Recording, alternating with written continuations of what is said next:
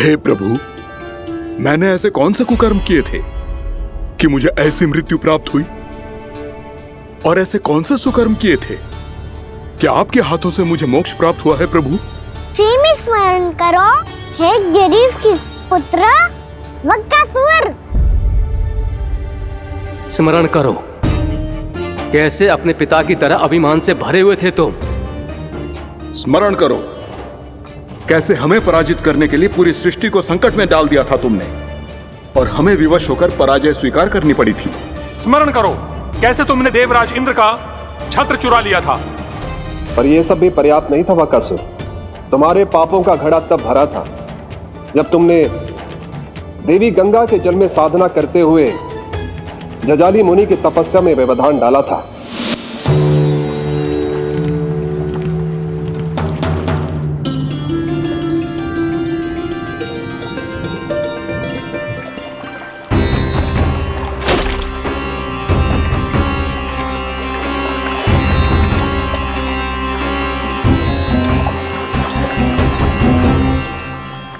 रुक क्यों गए चालक? नौका को आगे की ओर ले चलो। आगे बढ़ना उचित नहीं होगा महाराज।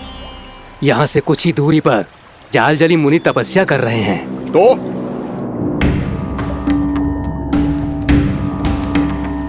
मेरे मत्स्य आखेट के क्षेत्र में इसने तपस्या करने की भूल की है। मेरे ही राज्य में मेरा कोई क्षेत्र मेरे लिए वर्जित हो, यह मुझे स्वीकार नहीं है। आपने पर्याप्त मत्स्य आखेट कर लिया है महाराज। यदि तुम इन मछलियों का आहार नहीं बनना चाहते हो, चुपचाप मेरी आज्ञा मानो। क्षमा, क्षमा महाराज।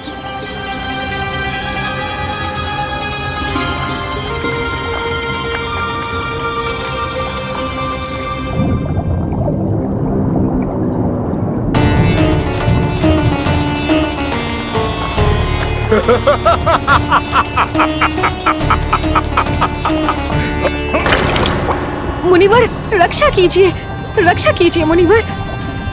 हमारे प्राण बचाइए मुनिवर, मुनिवर हमारे प्राण बचाइए।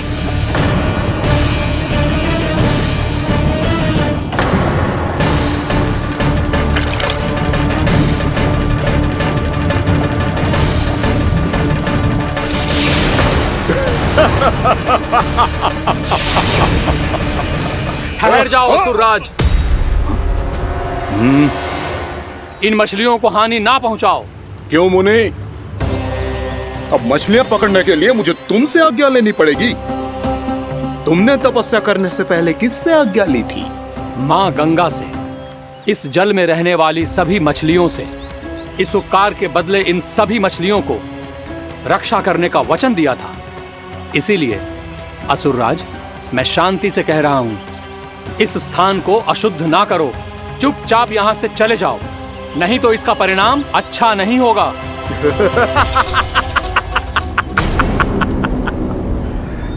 तुम जिन देवताओं की तपस्या कर रहे हो ना मुनि, उन्होंने भी मेरा कुछ नहीं बिगाड़ पाया था, और तुम मुझे धमकी देने का दुस्साहस कर रहे हो।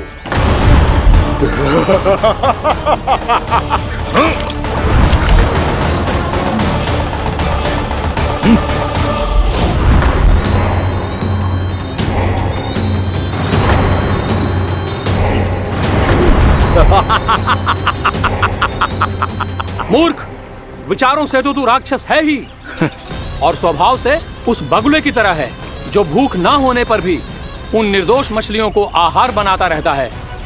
इसलिए अभी इसी क्षण से तू वकुला का जीवन जिएगा। ये मेरा श्राप है, ये मेरा श्राप है।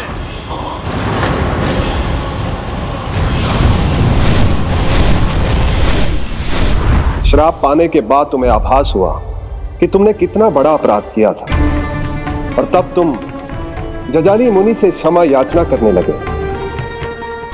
तुम्हारे अपराध बोध को जानकर मुनि श्रेष्ठ शांत हुए और उन्होंने तुम्हें वरदान दिया।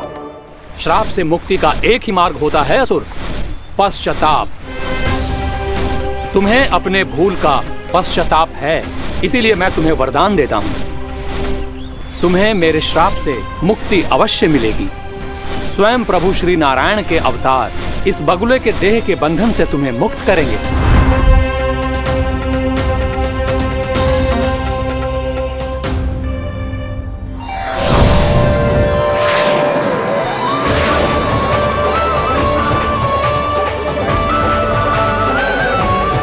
प्रणाम स्वीकार करें प्रभु।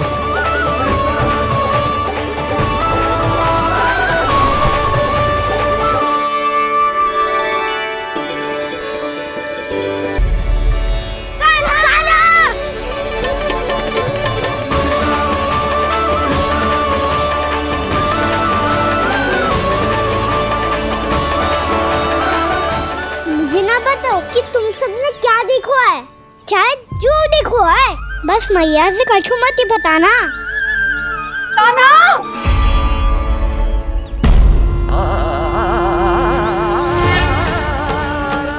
कान्हा! मेरा लल्ला!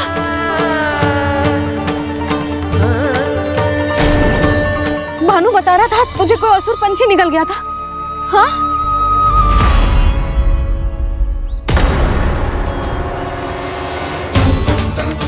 हे नारायण, ये क्या है?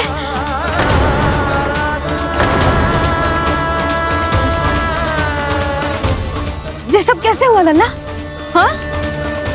कोई बताएगा मुझे ये क्या है?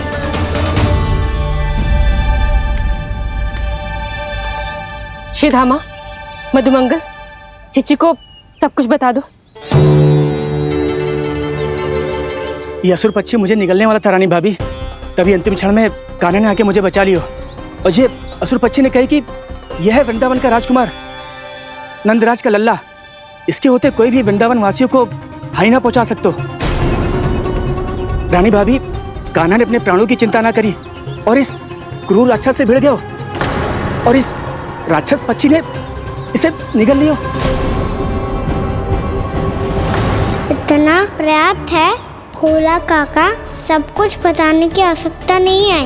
ये सब देख के सारी बालक मंडली इतनी व्याकुल हो गई कि सबने अपने प्राण अर्पित कर दिए और इस असुर पक्षी से कहे कि हमें खा लो और हमारे सखा को छोड़ दो। इन बालकों का पराक्रम देख के सभी देवतागण यहाँ आ गए और उनके हृदय भी पिघल गए और उन्होंने इस राक्षस पक्षी से युद्ध करके इसे मार गिराया। देवताओं के राजा इंद्र के वज्र का प्रहार तो मैंने अपनी आंखों से देखा है ताई जी। और फिर उसके बाद अग्निदेव ने अग्निवस्त्र का प्रहार किया। जय ना काकी, वरुण देव, कार्तिकेय, यमदेव सबने मिलके युद्ध किया इस राक्षस से। कहा था अभी मत बोलना। अरे सब मिलके फंसा दोगे मुझे। माँ भद्रकाली, हमारे शिव शंकर भी आए थे छोटी माँ।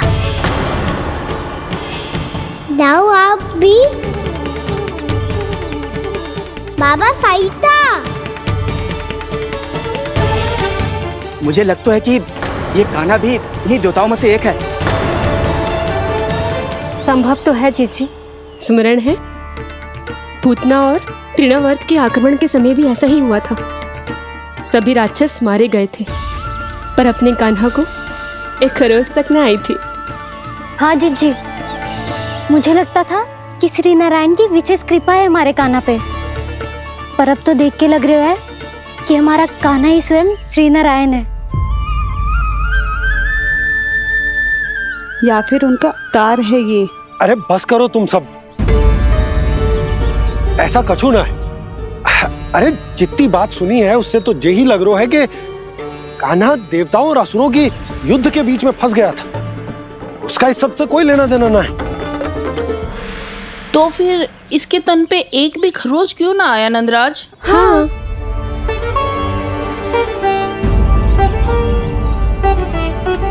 है काकी, खरच तो है। दिखा लल्ला। भैया बात पीड़ा आ रही है, कुछ करो ना। चिकोपिया भी ना अति करती है। श्री नारायण का अवतार हो तो इतनी तनिक सी खरोच पे ऐसे रो तो क्या? बस बहुत होगा। अब तो तुम सबने सीमा ही पार कर दी है। कभी से श्री नारायण बुलाते हो, कभी श्री नारायण का अवतार।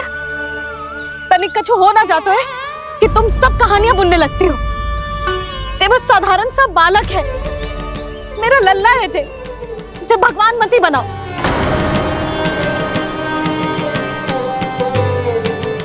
और तू, क्या आवश्यकता थी तुझे यहाँ आने की? हाँ, वो भी मुझे बिना बताए। मेरे साथ छल करके आयो है तू। अब तू घर चल, ऐसा दंड दूंगी ना कि मैया बहुत पीड़ा हो रही है, मैया बहुत पीड़ा हो रही है मैया। हाँ लल्ला, तू घर चल, मैं तुझे औषधि लगा दूंगी। हल्दी का लेप लगाऊंगी ना, झट से ठीक हो जाएगा। चल चल।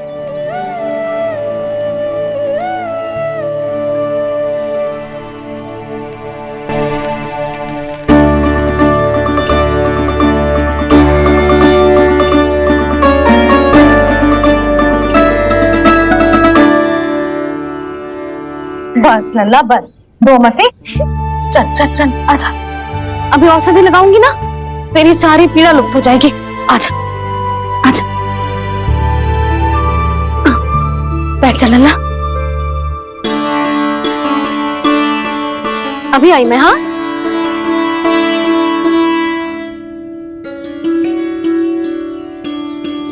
मैया। अरे तो अभी तक रो रो है?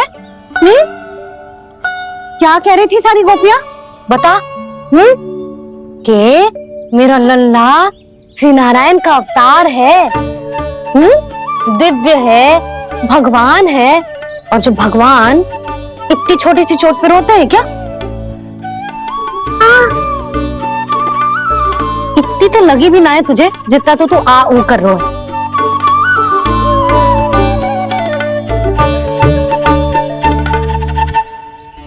आओ ना, करूंगो।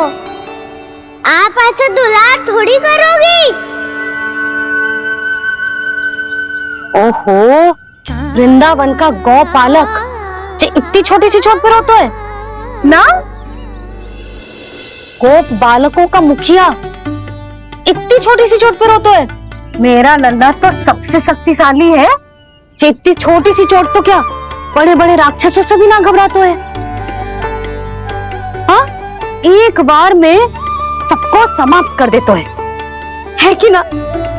हाँ मैया, यदि कोई राक्षस वृंदावन की ओर तेरी दृष्टि करके आएगा तो सबसे पहले कान्हा को सुरक्षा में खड़ा पाएगा, फिर चाहे जो बाल बन के आए या बगुला बन के।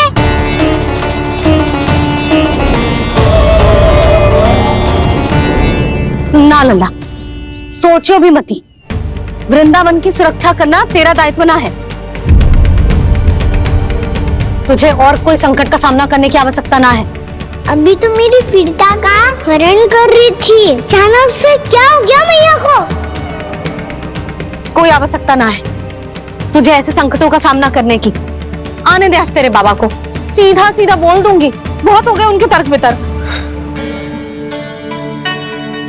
मेरा फूल सा लल्ला वन में अकेले गौचारण के लिए ना जाए को। आज बगुले ने निकल लियो, कल का छोर हो जाए तो? नारायण ना करे, कहीं कछु ऊंच नीच तुझे कछु हो जाए तो? मैं तो जीते जी मर जाऊंगी।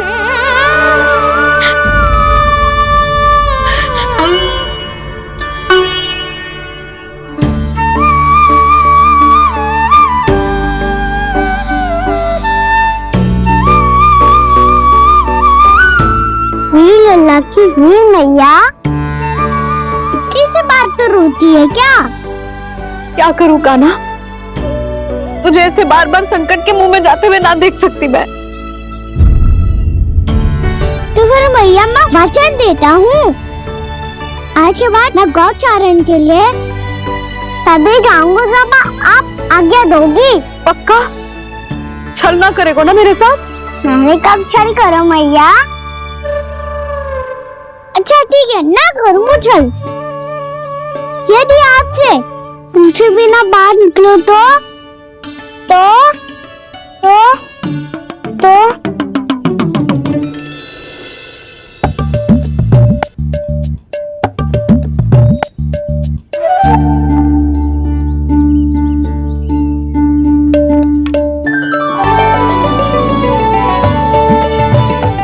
ये रही आपकी छड़ी और ये रही मेरी पीठ।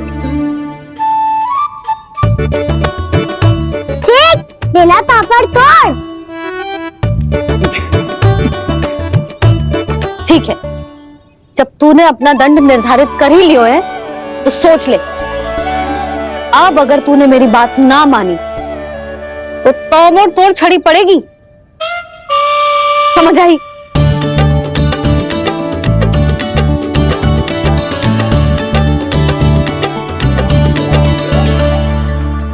अच्छा ही है कि कान्हा कुछ दिन घर ही रहे। आज वन में जो हुआ है अवश्य कंस ने ही करवाए हुए वो सब।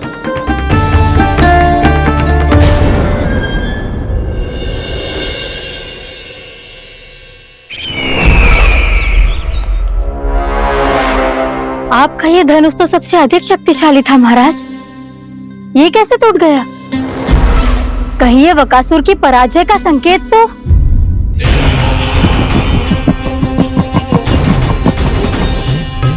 प्राप्ति, लगता है तुम्हें शुभ समाचार मिला नहीं। उस बकासुर ने उस विष्णु अवतार को जीवित ही निगल लिया है। अरे अब तक तो उस नन्हे से बालक को पचा भी चुका होगा वो। उसके तन में रक्त बनकर वो विष्णु अवतार और उसकी शक्तियां और रही होंगी। क्षमा कीजिए महाराज। क्षमा कीजिए, इस अशुभ से मुख से शुभ समाचार आने दो। माथे के बल को ढीला करो, चेहरे पर मुस्कान लाओ और कहो, महाराज, वृंदावन में मातम फैल चुका है। मैं ऐसा ही करता महाराज, यदि सूचना सत्य होती तो।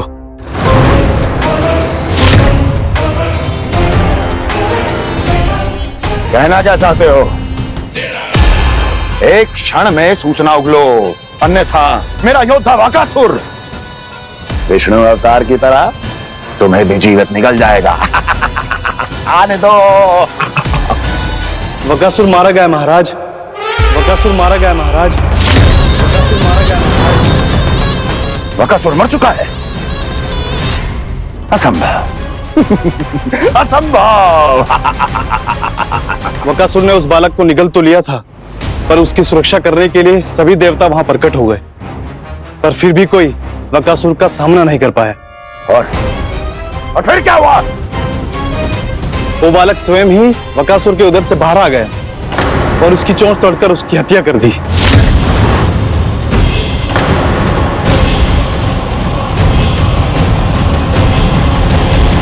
वन में बकासुर की चोंच टूट गई और यहाँ आपका ये धनुष।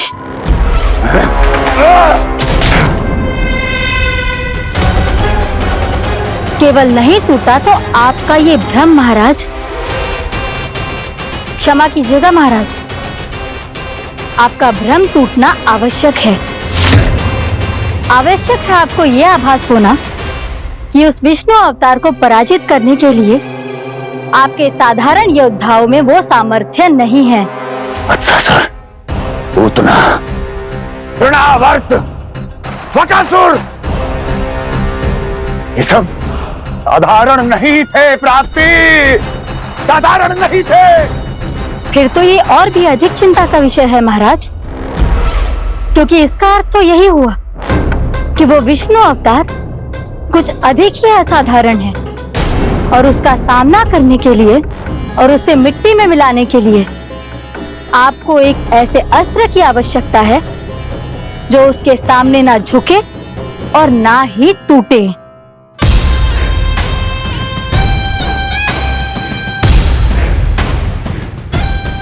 तो फिर मैं ऐसा ही असत्र ढूंढूंगा, चाहे आकाश पाताल एक क्यों ना करना पड़े मुझे, 10 दिशाएं 14 भुवन क्यों ना नापने पड़े मुझे। मैं उस असतर को अवश्य ढूंढ निकालूंगा जो उस विष्णु अवतार के प्राणों की डोरी इस धनुष की तरह तोड़ सके।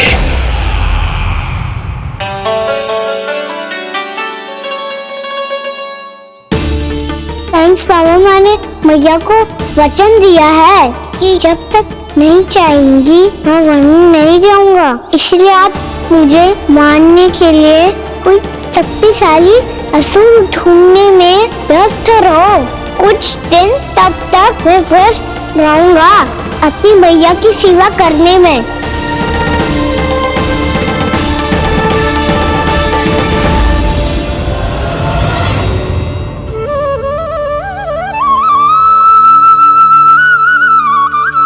लो मैया, तुलसी जी को चढ़ाने के लिए जल।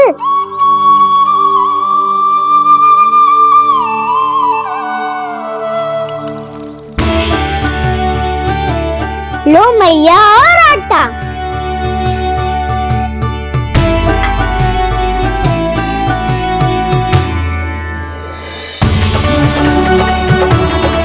लो मैया, बेलन।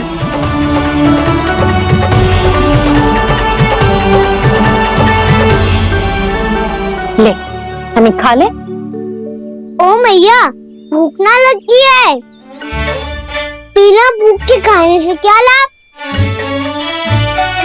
और तेरा जब पेट तो कह रहा है कि उसे भोजन चाहिए, और लाभ कैसे ना लल्ला? भोजन का लाभ है ना, तन को पोषण मिलेगो, स्वास्थ्य बनेगो, जो तेरी भुजाओं में शक्ति आ जाएगी ताऊ के जैसी, ताऊ से भी अधिक। तेरे जे केस भी लंबे हो जाएंगे। सच्ची मैया? सच्ची। माप के देख लो नित्य दिन। तने खा।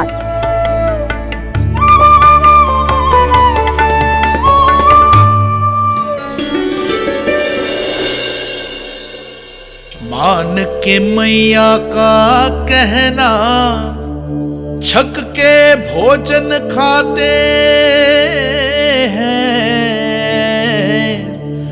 नित्य मापते भुजा केश, पर ज्यो का त्यों ही पाते हैं।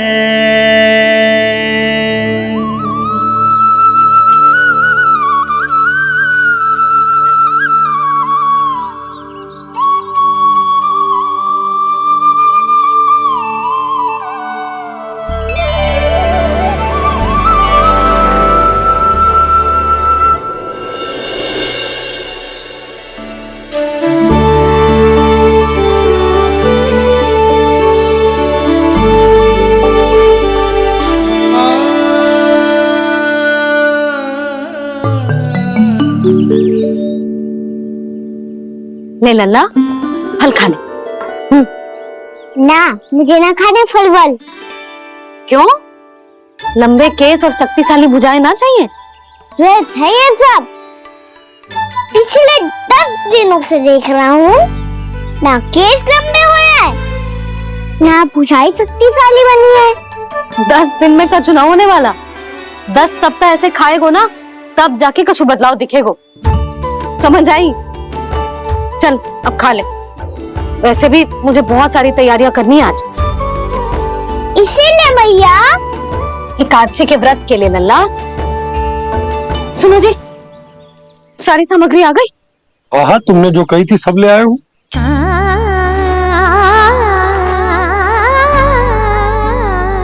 इसमें नारियल तो है ही ना, उसके बिना मैं एकादशी की पूजा कैसे करूंगी? यशोदा, मैंने भोला से कह दिया, वो लेकर आते ही होगा, घबराओ मत। कैसे ना घबराओ जी, आपको पता है ना एकादशी का व्रत मेरे लिए कितना महत्वपूर्ण है। पता है। अरे इसमें तो दिए भी ना है। दिए ना है? अब मैं अभी लेकर आता हूँ। आप रहने दो, मैं ही लेके आती हूँ। भक्त भोला राम के यहाँ से है? भक्त भोला राम? मेरा अर्थ है कुमार भोला यहाँ के यहाँ से।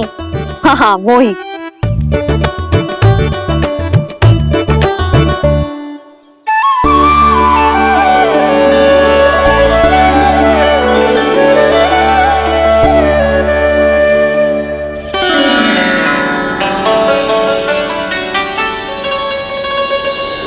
श्री हरि, श्री हरि, मेरे श्री हरि।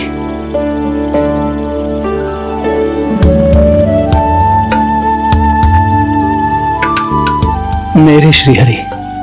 भोला राम, मेरी मटकी तैयार है? मेरे श्रीहरि। मेरे श्रीहरि।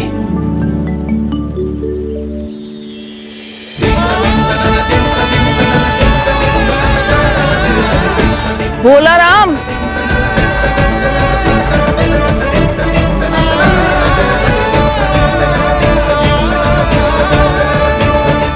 भोला काका, ओ भोला काका।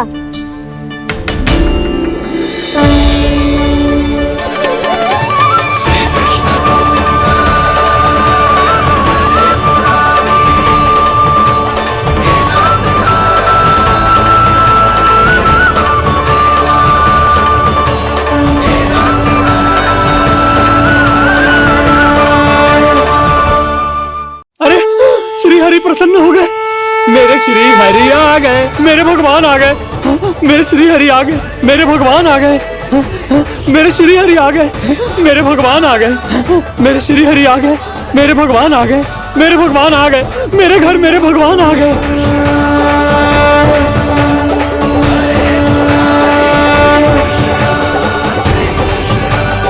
मेरे घर आ गए, मेरे श्री हरि आ गए। हाँ, मेरे श्री हरि आ गए। ये तो बावले थे ही, अब बालकन को भी साथ में मिला लिए।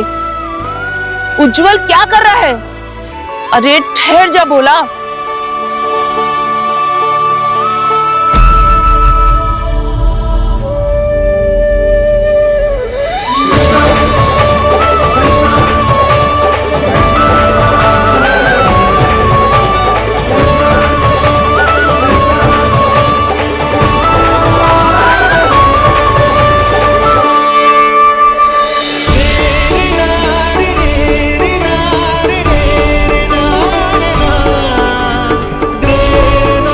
प्रेम से बुलाओ, आएंगे हरी भी।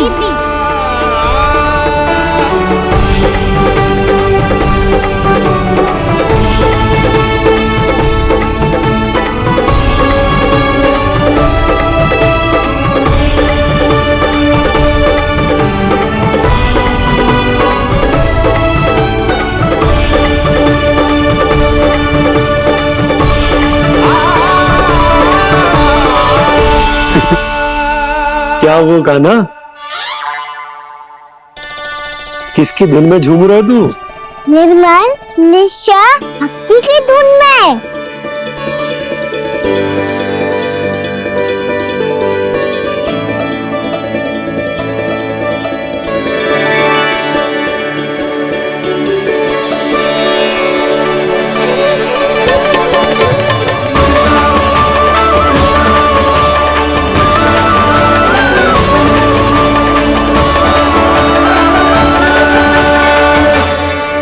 अरे क्या हो गया इन्हें?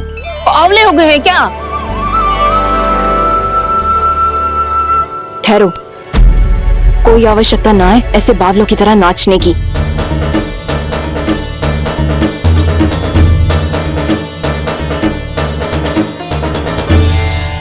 जे बावले ना है मौसी, भक्ति में रम गए हैं। बस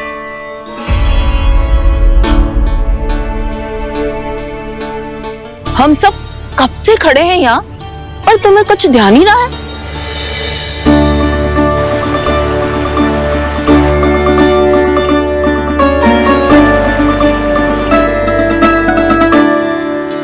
नाच गाने में ऐसे मगन हुए कि हमें देखा भी ना।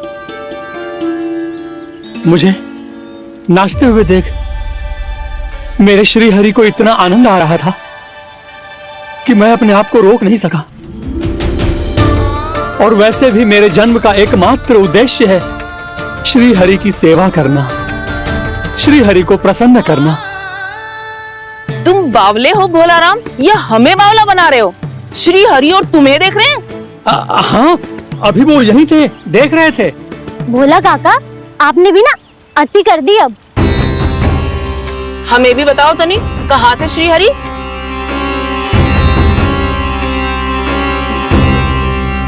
ना जाने अपना उपहास करवाने में क्या आनंद आता है इन्हें।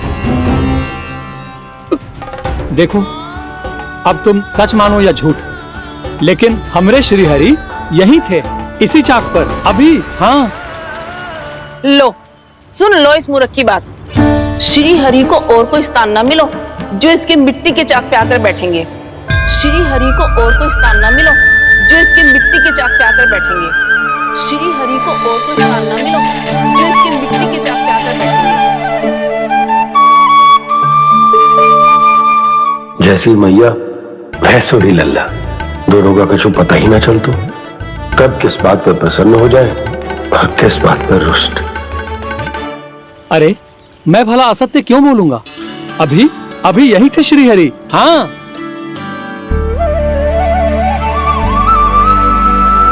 हाँ, जैसे श्री हरि को तो कोई कार्य है ही ना, वो तो आतुर होके बैठे रहते हैं कब तुम हरि हरि बुलाओ और वो दौड़े चले आए। भगवान तो भक्तों के पास आने के लिए सदैव आतुर रहते हैं, बल्कि सत्य तो यह है कि भक्तों के मन में ही निवास करते हैं भगवान।